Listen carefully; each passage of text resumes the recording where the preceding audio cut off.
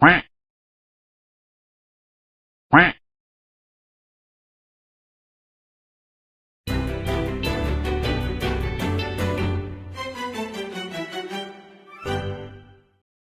the childhood best friend simps group chat.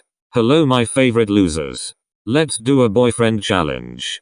I don't like the sound of that. Me too. I don't even know why I'm here. I don't even remember when this group chat was created. Oh hush hush.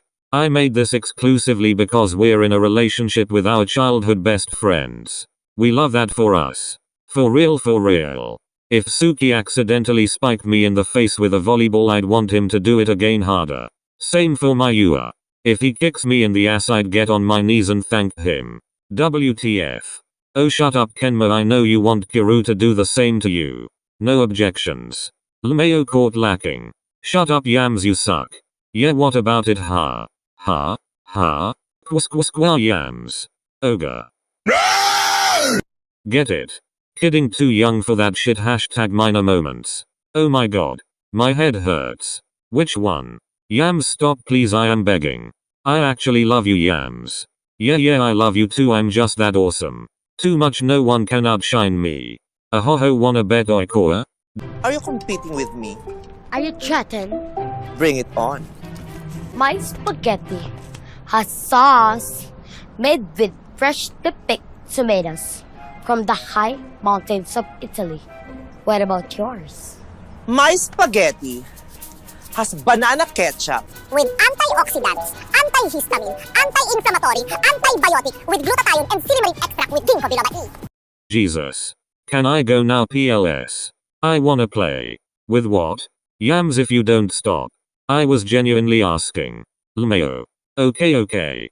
Can we do the challenge now? You didn't even say what the challenge is about. Since when were you this rude to your upperclassmen? Saw. Half apology. 𝙬𝙧𝙧. Who's the ass now? Face with rolling eyes. What's the challenge? Okay, so don't say I love you back to your boyfriend. That's so mean. Let's do it. 𝙬𝙧𝙧 Yams is actually a bitch and it shows. What if I don't want to? Do you? Really? Horizontal ellipsis. Your boyfriend challenge is kinda basic, I saw this one on TikTok. LMFAO. I'm sorry, I don't know any other challenge that's original. Okay. Go cry about it. Wow, ouch. Kidding. 𝐿𝐿𝐿𝐿 miserable JPEG. Okay, let's message here on what their responses will be. Okay. Why did you text me in that tone? Yamaguchi trying not to laugh. Kenma not knowing what to say. Shoot me. Horrified Yams. Bit fruity. Here lies this conversation.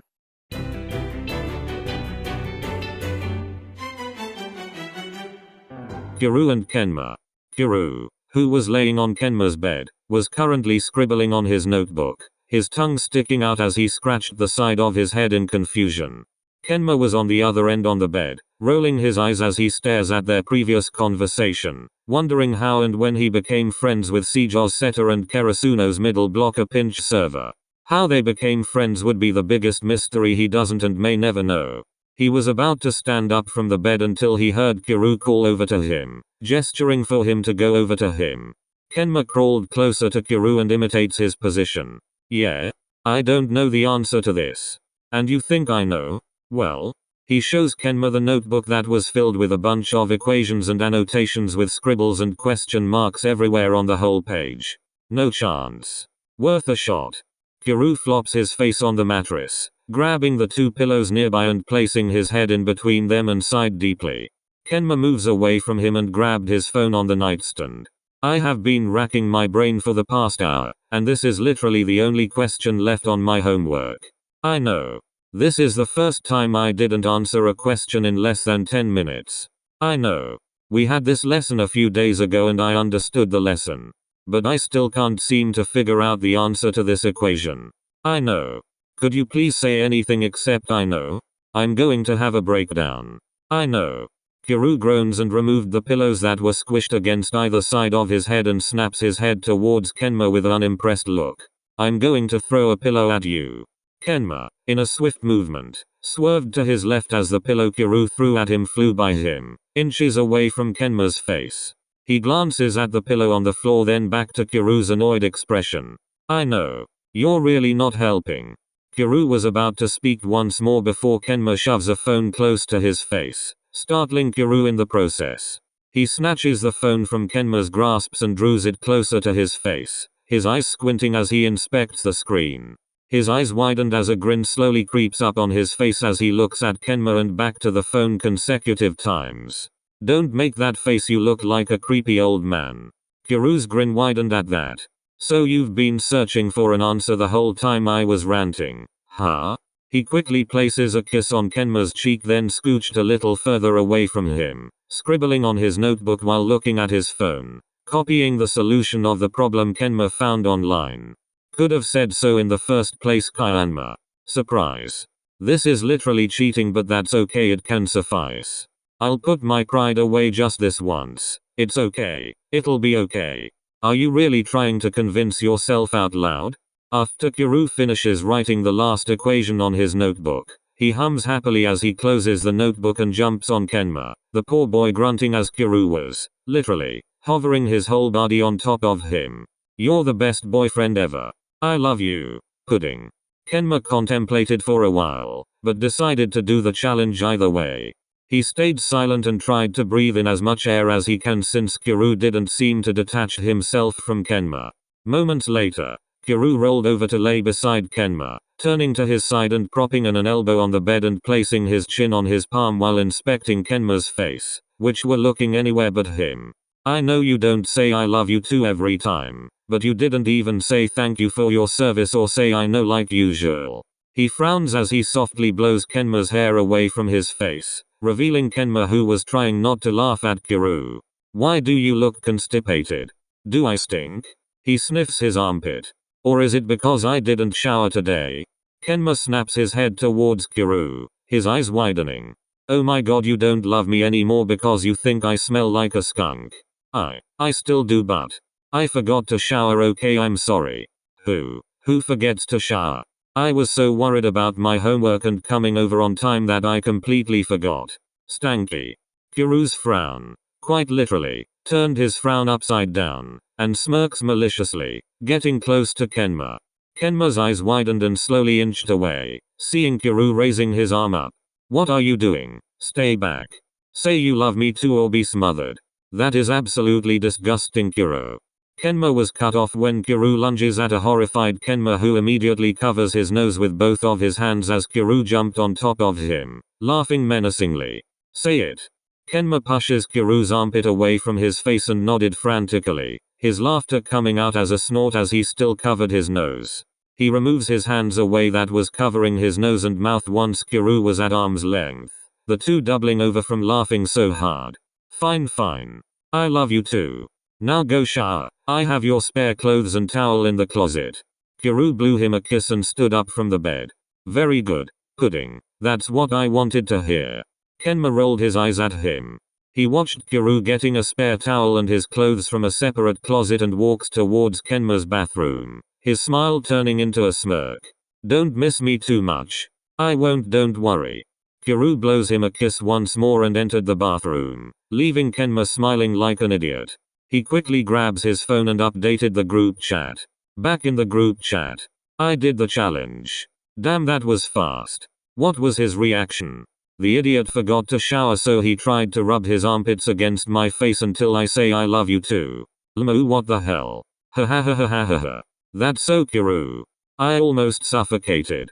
The next thing you know, Kenma has an armpit kink. WTF, no way. Okay, me next. Tadashi, what the hell are you doing? Want to join me? No thanks. I'm good. Boring. Yamaguchi was sitting upside down on his sofa with his head almost touching the carpet and his legs dangling on top. Grins up at his boyfriend, who had an unimpressed look on his face. He tosses his phone to the side after he shots the group chat once more that TsukiYama had arrived at his place, grinning to himself. I literally just arrived at your place to see you like this. What about it? What possessed you to do this? I was just bored. Widow. Says you. TsukiYama sat beside him and smirks, looking at his legs dangling on the backrest for support, then to Yamaguchi, who was yawning as he stretched and used the ground as support. Without warning, He started tickling Yamaguchi's bare knee, knowing that it was his ticklish spot that he found out by accident when they were kids. "K, stop it, it tickles." "What? What was that? I can't quite hear you."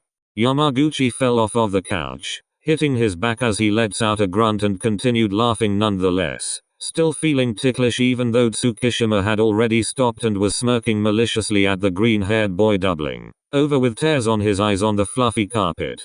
TsukiYama unknowingly softens his gaze as he stares lovingly at Yamaguchi, whose hair was standing on different directions as his face were getting puffy and red from laughing. Once Yamaguchi finally caught his breath, he was panting as he glares at his smug boyfriend who was looking down at him with both of his elbows propped on his thighs and his chin on his palms for support. "You promised not to do that." "Sorry, I forgot." Yamaguchi pretends to sniff the air. "You smell that? That smells like bullshit. Tsuki." TsukiYama grins. "God, I love you so much." Yamaguchi paused. This was the right timing. "Okay." TsukiYama, who thought Yamaguchi would say it back, raised an eyebrow at him. "Okay. Yeah, okay." TsukiYama went closer to Yamaguchi, who sat proudly on the carpet, not daring to move an inch. "Did you really just replied with okay? Are you deaf? I should be the one asking you that. How come?" TsukiYama went closer again, kneeling in front of Yamaguchi. "Well, for one, I do expect a proper reply." "Oh yeah? Why should I?" Yamaguchi tried to act confident, but his breath hitched as his face turned red when TsukiYama was now almost hovering him, his face inches from his. TsukiYama bit his lower lip. He glances at Yamaguchi's. "Say it, Tadashi." Yamaguchi closed his eyes, trying to regain his breath that was, quite literally, stolen from his boyfriend. He then uttered the 4 words under his breath. "What was that? I couldn't quite hear you." He glares at TsukiYama, looked like he was enjoying every moment. He then mumbles again, looking away. "Look at me when you say it." He softly places a finger on Yamaguchi's chin and forces him to look at him straight in TsukiYama's eyes. "Say it again." Yamaguchi couldn't control himself anymore, and let the words spew out of his mouth without him knowing. "I love you more, Tsuki." TsukiYama smiles down at Yamaguchi, softly pecked his cheek, and moved back. "Or, I know you do. You're cute." Yamaguchi, whose face was as red as a beetroot. TsukiYama stood and started walking towards the kitchen, whistling while placing both of his hands behind his head. "I know you love me and think I'm attractive and all, but I think we should do our home economics project now." Okay, I'm coming." As a still flustered Yamaguchi was being teased by TsukiYama as they were getting ready to bake, completely forgetting to update the group chat, Oikawa didn't spare another minute to check the group chat and waited for the perfect moment. "Iwaizumi and Oikawa. Why are you staring at me like that? What? Stop that. It's weird. You're being weird." "I am not." "Yes you are." "Am too." "R2222. Oikawa snorts as he covers his face with the back of his hand, making Iwaizumi grin down at him. "That's more I like it. What's with the creepy ass stare?" He glares at Iwaizumi. Rude. Oikawa was currently in the Iwaizumi household, was seated on the other side of their table while Iwaizumi was pacing around the kitchen, trying to find a ketchup bottle inside and in between the cupboards. "Damn it, I can't find the bottle anywhere." Iwaizumi pouts, in which Oikawa found rather adorable. "Are you sure you didn't just ran out of ketchup?" "I don't know, maybe. Try looking for it over there in the lower cupboards." Iwaizumi nodded and walked towards where Oikawa's lips were pointed at, and bent down to the lower cupboards and opened a few. He opened the last one and saw the bottle, his mouth tugging up with a grin as he sighed in content. "I found it, finally." "No you're not, you're just lucky this time. It doesn't hurt to admit that I'm always right between the both of us. I'd rather die." Iwaizumi waddles towards Oikawa and places a kiss on his cheek and forehead. "But thank you, Toru. I love you." Oikawa tries not to smirk maliciously, trying not to gain suspicion as he can finally do the challenges he started.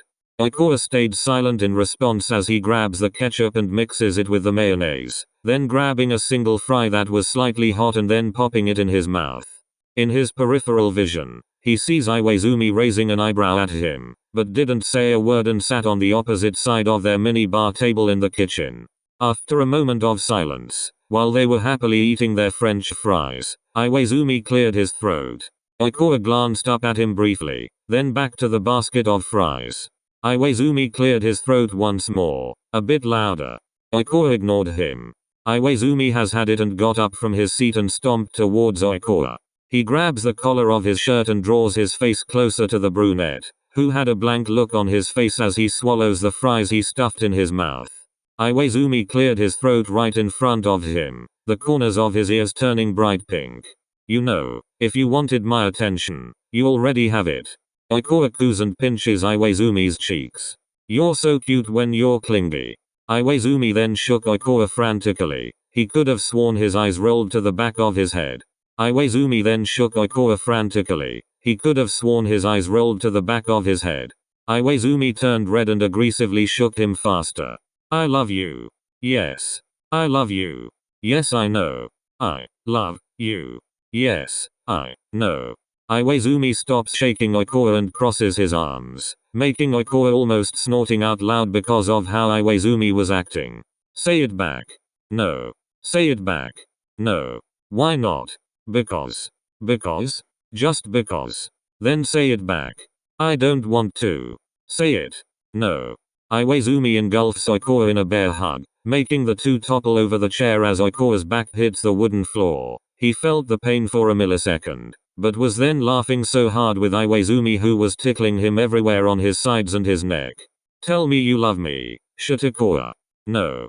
𝐖𝐈𝐍�10 started peppering a teary 𝐖𝐄𝐻 all over his face, his tickling not once stopping. Fine fine, I love you too. I can't breathe. Deserved. You really are such an attention seeker, Iwa-chan. He nudges 𝐖𝐄𝐻's side harshly, making him grunt in pain. No, idiot. I thought I did something because you usually say a whole paragraph on how you love me more or how much you love me. It was unusual that you didn't say it back, but then I noticed you were trying not to laugh, so I knew this was a prank. How observant, my Iwa-chan. Shut up. I don't like you anymore. I don't like you, too. They both grinned. As 𝐖𝐈𝐍�10 and 𝐖𝐄𝐻 finished their last batch of fries, 𝐖𝐄𝐻 and Yamaguchi both forgot to update the group chat and enjoyed their time with their partners. They could always chat when they can. Now, the question would be, whose boyfriend had the best reaction? Finn. 悩まずに生きることさ、俺たちのこの知識、はくなまたた